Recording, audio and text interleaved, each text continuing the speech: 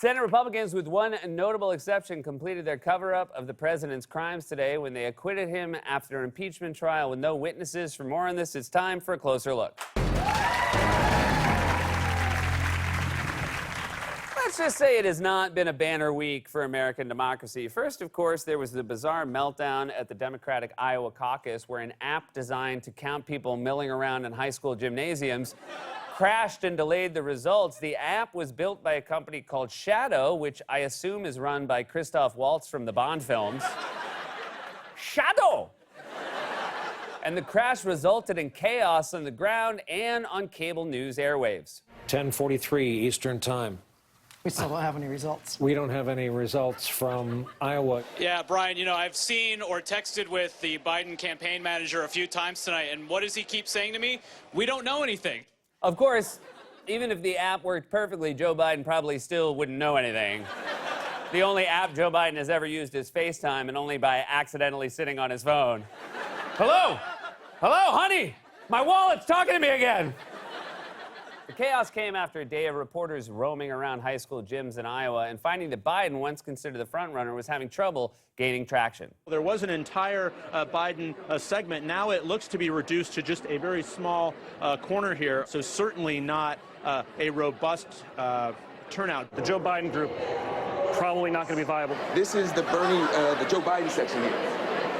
Not too much. This is the Bernie group. It's so big that, in fact, that middle section right there with all those folks in it, that was the Joe Biden section, and they actually moved the Joe Biden section because they didn't have room for all the Bernie supporters that are showing up here. Biden, how are we doing over here? This does not look like 56 people. So the Biden group. So you look like lovely, wonderful people, but it doesn't look like you made the viability threshold. Not yet. Not. There's time. This year? Damn! Jake Tapper's walking around with a microphone sassing people like he's Billy Eichner. Seriously, Tapper going around sassing voters is a show I would watch. They could call it Tap That Sass. Also, look at this group of people caucusing for Biden. They don't exactly look like they're voting. They just look like they got knocked out of a game of dodgeball. I'm so bad at dodging. Yeah, me too. Then yesterday, the Iowa Democratic Party finally got around to announcing partial results, leaving everyone somehow even more confused about what was happening and resulting in a breathless Steve Kornacki racing around the studio trying to digest all the number vomit that was being dumped on him. Got a lot of questions here. I got to dive into these and see where these came from. Not every county gets, state delegate equivalents that are equal to the turnout. Sanders, 30%. Iowa City, Johnson County, Sanders, 33%. Getting big numbers in these places. I'm out of breath here, sorry. My God, someone get that man some oxygen. Also, there are 49 states to go, Kornacki. You got to pace yourself. You're going to need the paddles by Super Tuesday.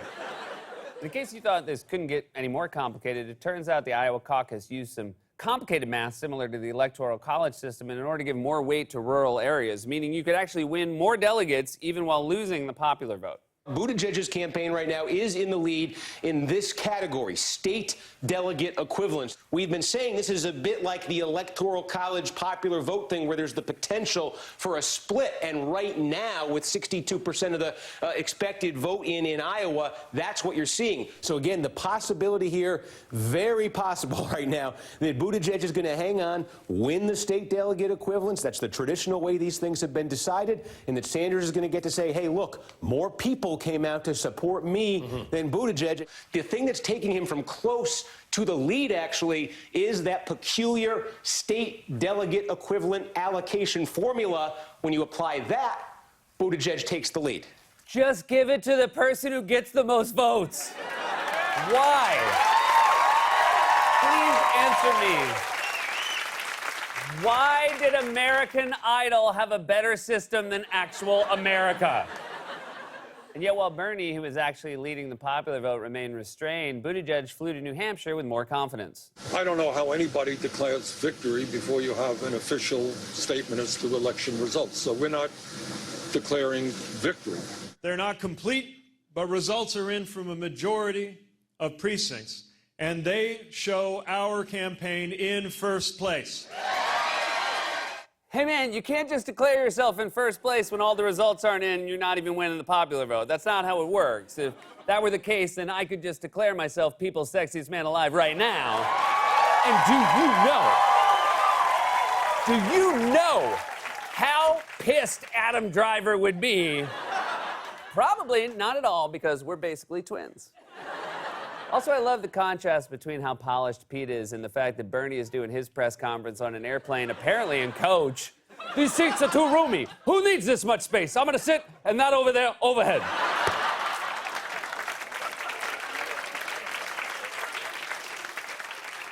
Pass me some pretzels.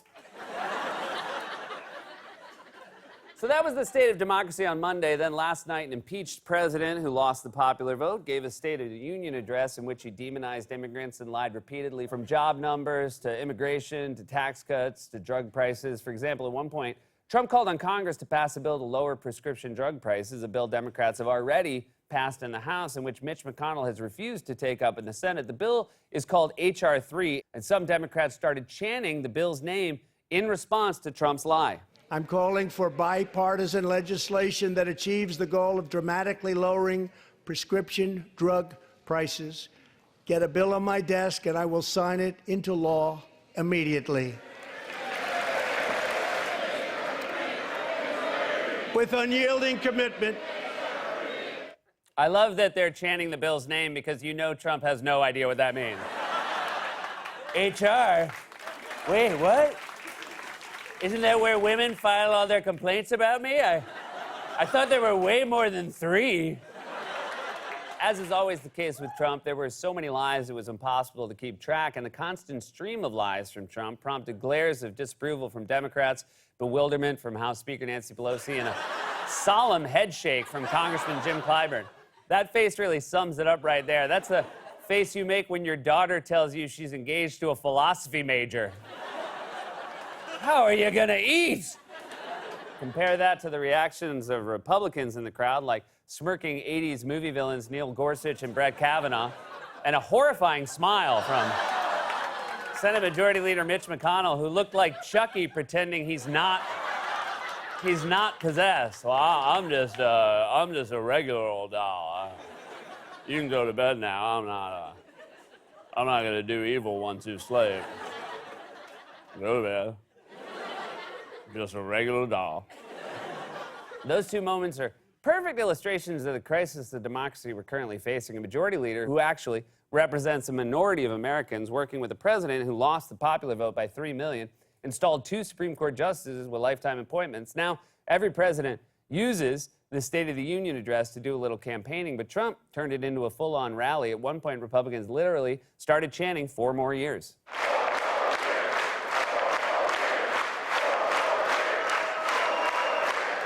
Cool, the State of the Union just turned into a Trump rally. I mean, the only difference is Trump is squinting his way through a speech someone else wrote for him instead of riffing about insane stuff like this. Sinks, toilets, and showers. You don't get any water. 4 less flushes! 4 less flushes! And the undying devotion most Republicans have pledged to a shameless, corrupt liar was on full display today when they acquitted him after a sham impeachment trial in which they ignored the evidence and refused to hear from witnesses. A Senate Republican caucus, again representing a minority of Americans, acquitted a president who lost the popular vote in the 2016 election and tried to cheat in the 2020 election. You can't call that democracy. I mean, you could, but then Jim Clyburn would give you this look again. The only Republican who shocked Washington today by announcing he would vote to convict Trump and remove him from office was Utah Senator Mitt Romney. Romney announced his decision in both a floor speech and on Fox News. Were I to ignore the evidence that has been presented and disregard what I believe my oath and the Constitution demands of me for the sake of a partisan end, it would, I fear, expose my character to history's rebuke and the censure of my own conscience. Applying impartial justice said what the president did was grievously wrong, and I had to vote if I was going to live with my own conscience in a way that was consistent with that oath of office. First of all, I love he did it on Fox News just to enrage Trump even more. Trump's aides probably had to put duct tape over the TV to make the headline say, "Trump is a good boy and I love him."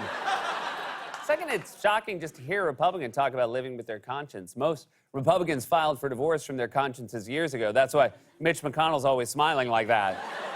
No, I do have a conscience. I'm not a haunted doll. Go to bed. While Romney was standing alone among Republicans, the rest of his colleagues who voted to acquit Trump were busy making excuses and actually trying to convince us that Trump won't just try to cheat again. Here's Maine Senator Susan Collins explaining her vote yesterday. Are you confident that the president won't seek foreign assistance again? I believe that the president has learned from this case. What do you believe the president has learned? The president has been impeached. That's a pretty big lesson. Are you insane? Donald Trump doesn't learn lessons. He's like a untrained dog. If he pees on the floor, you got to rub his nose in it. And even then, he'll probably do it again while making direct eye contact with you. Collins' argument follows on the heels of Tennessee Senator Lamar Alexander, who made a similar argument on Sunday. Are you at all concerned, though, when you seek foreign interference? He does not believe he's done anything wrong, that what has happened here might encourage him that he can continue to do this? I don't think so. I hope not. I mean, enduring an impeachment is something that nobody should like. Even the president said he didn't want that on his resume. I don't blame him. So if a call like that gets you an impeachment, I would think you would think twice before he did it again. What example in the life of Donald Trump has he been chastened? I haven't studied his life that close.